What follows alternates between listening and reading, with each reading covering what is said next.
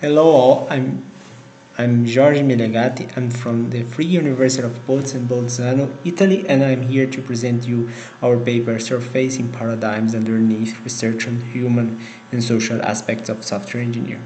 So I start my presentation with a small challenge for you, a tongue twister.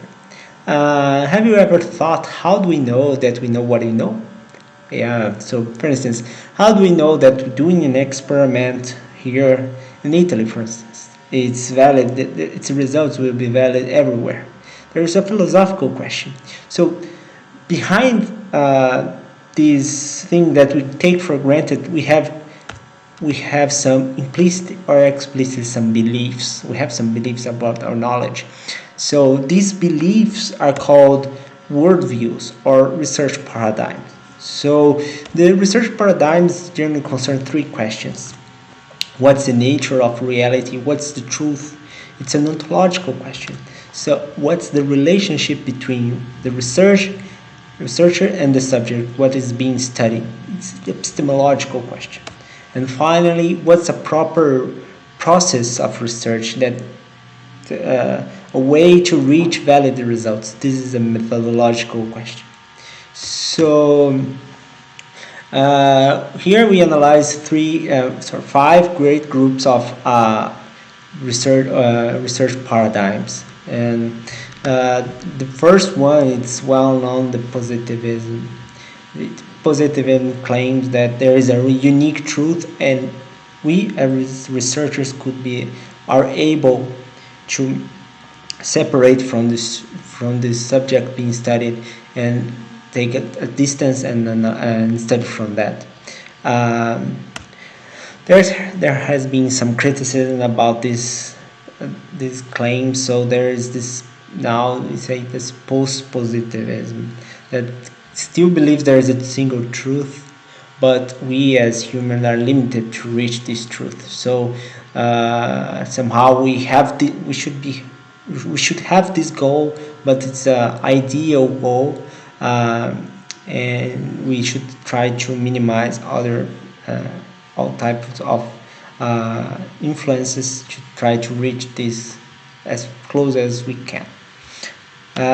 Totally the opposite, there's this constructivism and interpretivism. There are two slightly different paradigms that they are they have really several commonalities. For instance, first of all, they do not believe there is a single truth, that this actually truth, there are several truths that they're based on the actors, and those are involved in that phenomenon, and this is the called relativism. And also the researchers, then the researchers themselves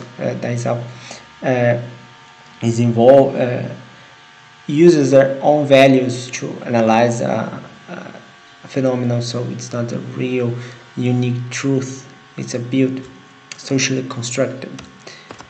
Then there is the critical theory. That's an umbrella term for several isms like feminism, queer theory, Marxism, that says that they still believe there is a truth, real truth, but it's mediated by power relationships, and it's also influenced the knowledge. There are clear difference between these is that they see the research as a transformative actor. It's not only watching and understanding that it should try to change what's being studied. Finally, there is this pragmatism. Pragmatism is about action. So it believes that, it still believes that there is a reality that we hardly can understand, but these some elements are created by the mind of people, and knowledge should be created for action, and it's created through action. So, given this overview of the paradigms, our question was to try to see how these diverse paradigms reflect in the current research on human and social aspects of software engineering. To do so, we analyzed the papers in ICSE technical track from the last 3 years, 2018 until 2020. We identified 27 on human or social aspects, and we analyzed aspects really like if the authors had explicitly claimed to use a paradigm, the research questions proposed, investigated, the research methods employed, how the authors discussed the threat to validity, and other specific elements from different uh, paradigms. So in summary, our results show that generally authors do not explicitly claim to use a specific paradigm, but research questions generally aim universal truth. The threats to validity discussion generally focus on generalizing, making the results generalizable. From a methodological perspective, there is a predominance of mixed method studies. So in conclusion, we see a predominant pragmatic worldview influenced by post-positivism. So to conclude our paper, we argue for some opportunities to use different paradigms. For instance, researchers could have a interpretivistic worldview to deep understand a specific context, interest in specific context, and critical theory could be employed in specific emerging topics like ethics, AI ethics, and gender-related issues. Thank you. Hi, my name is Alexander Nolte, and in this video I will present our work on utilizing hackathons to foster sustainable product innovation together with Ala Lehmet and Frederic Milani. For us, hackathons are time-bounded events which typically last 2 to 5 days and during which people gather together and form teams that attempt a project that is of interest to them. These teams are usually co-located. While research on hackathons has grown considerably in the past few years, there is still a lack of studies that focus on what happens to hackathon projects after an event has ended, in particular in a corporate context. This is surprising since corporate hackathons are typically organized with the goal to develop new and innovative products and solutions. Existing studies on corporate hackathons of large corporations indicate that different team and project characteristics can foster project continuation after an event has ended. Our aim was to expand on those findings by 1. Studying events that were organized by a medium-sized software company rather than a large one, and 2. Considering organizational commitment, which can be expected to be important for project continuation as well. This is why we focus on the 3 research questions shown in this slide. To answer the questions, we conducted a study of the 4th and 5th hackathon of a corporate hackathon series. The events were organized as internal events by Pipedrive, a medium-sized Eastern European software development company that specializes in customer relationship management solutions. All employees were invited to join, but participation was voluntary. What was special about this hackathon series was that as the first prize for each hackathon, teams could win resources to continue their project after the event had ended. We collected data in the form of questionnaires and interviews of 4 teams for each event. Questionnaires were sent directly after the hackathon, and the interviews were conducted 6 months after the first and 4 months after the second event. For the first hackathon, we selected teams of similar size that had won one of the prizes and teams that had not, because we expected this to foster project continuation. For the second hackathon, we also selected teams that had won and teams that did not, but we also added prior participation as an additional criterion because we expected teams that were already familiar with the format to be more productive than teams that were not. After collecting information from all teams, we first identified which teams had their projects continued and which teams not. We then compared teams A, E, and F, which had their projects continued, to teams B, C, D, G, and H along the 3 research questions. Related to team characteristics and activities, we found a difference in motivation between the different teams. Participants of teams whose projects got continued stated the desire to improve their skills as their main motivation to participate, while other teams mainly participated in the hackathon because they wanted to network. We also found that teams whose project got continued had prepared a project plan prior to the event and focused on developing a software prototype. The other teams only had done minimal preparations and focused on analysis and design during the event rather than prototyping. Related to the characteristics of the different hackathon projects, we found that projects that were connected to existing products and easy to integrate were continued after the event. Moreover, teams that had developed a fully functioning prototype had their projects continued in the case we studied.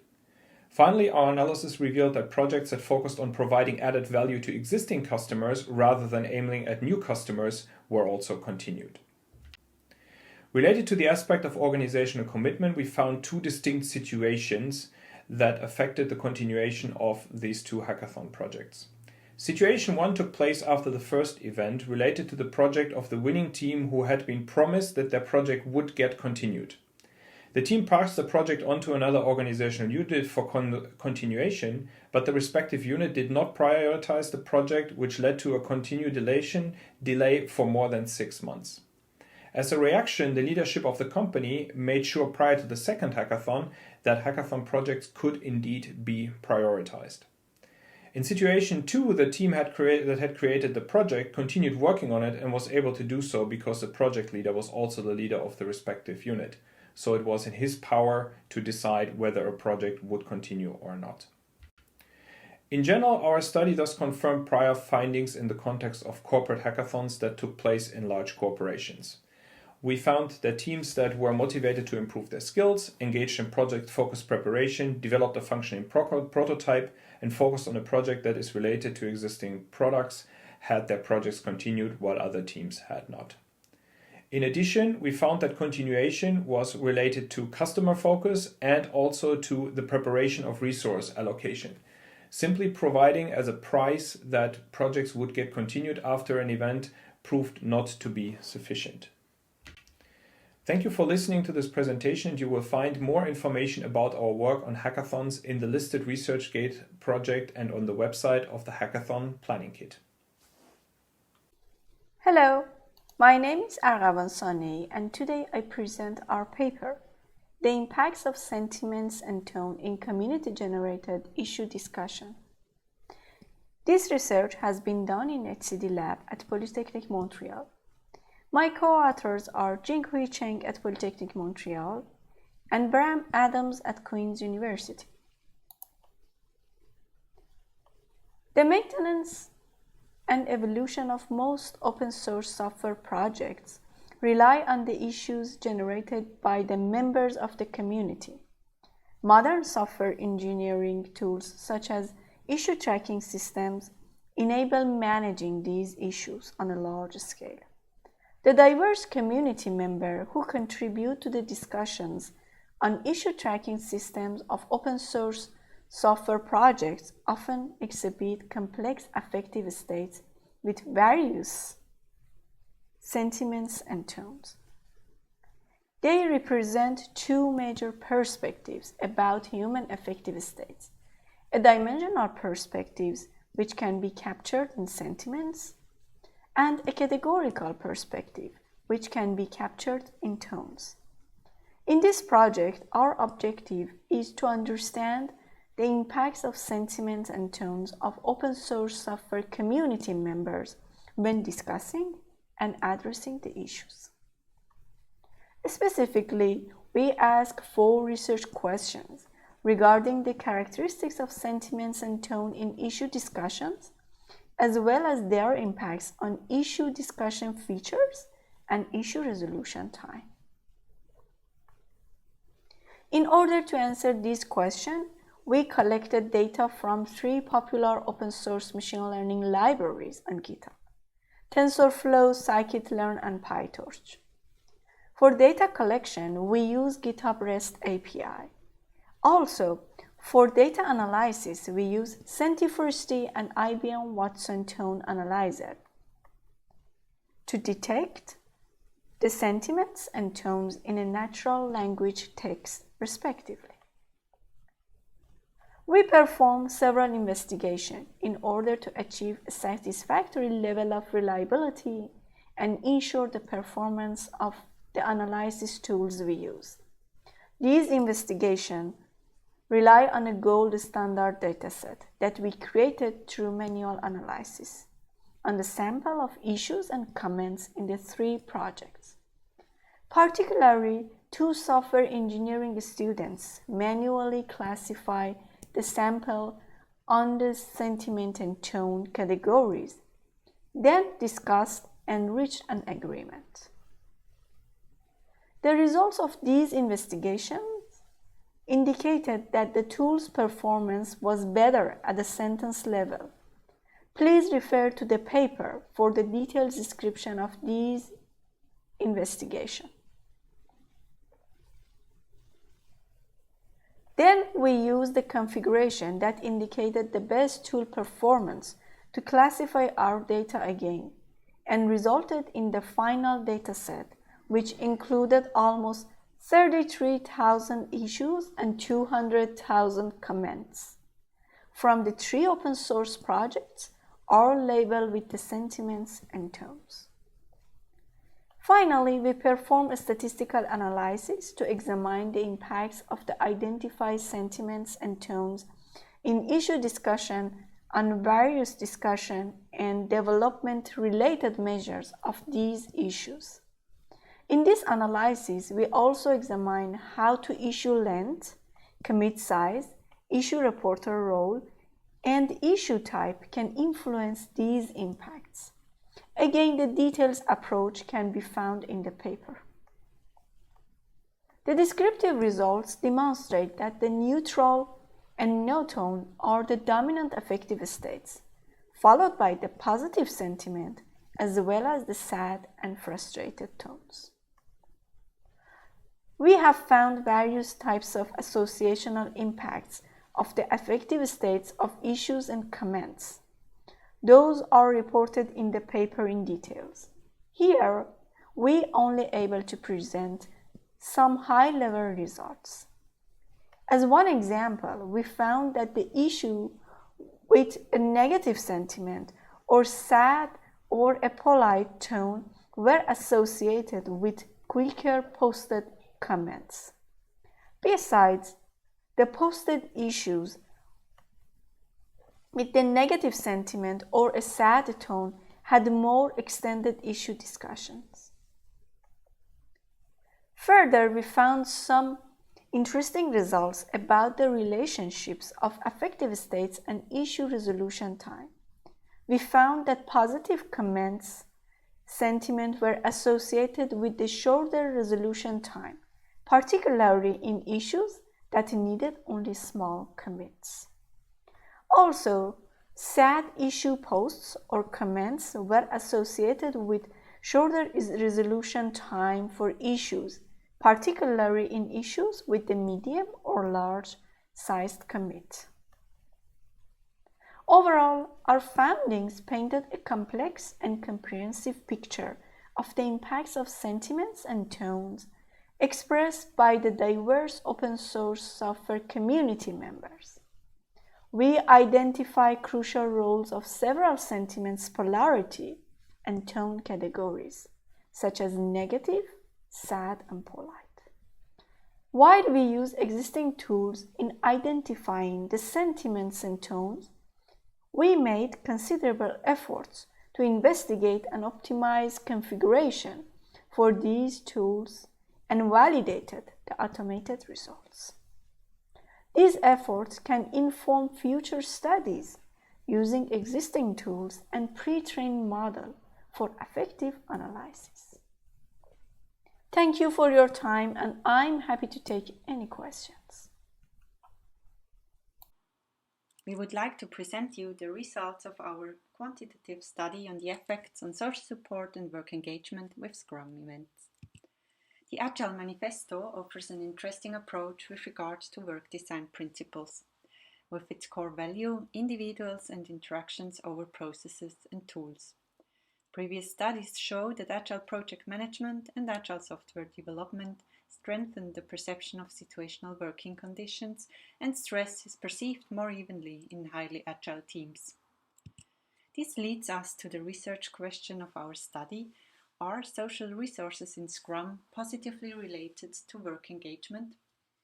We created an online survey to measure Scrum events, social support and work engagement using validated scales of SALSA, UVES and extent of Agile project management use. Those are all instruments previously used in research. We had a convenient sample of 128 Agile practitioners. 24 of it were female, 46 are between 40 and 55 years old, 77% have a tertiary education, and the majority works full-time.